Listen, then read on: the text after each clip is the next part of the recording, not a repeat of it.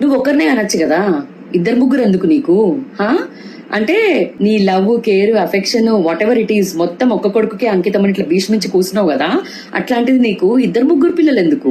ఒకరిని మాత్రం నెత్తి మీద పెట్టుకుంటావు. అంటే వాడు ఇంకెవరన్నా చంపేసి వచ్చినా సరే, చంపినవా, ఎంత బాగా చంపినావు, నా కొడుకే అన్నట్టు మెచ్చుకుంటావు.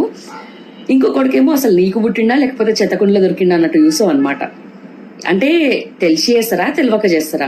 ఇక్కడ ఇంకా విచిత్రమైన కథ ఏంటంటే, ఏ కొడుకైతే బద్మాష్ గాడో, ఏ కొడుకైతే సెల్ఫిషో, ఏ కొడుకైతే ఆస్తి కోసమో లేకపోతే వేరే అవసరాల కోసమో తల్లిదండ్రులని వాడుకోవాలని చూస్తారో ఆ కొడుకుకి రాజభోగాలు దొరుకుతాయి.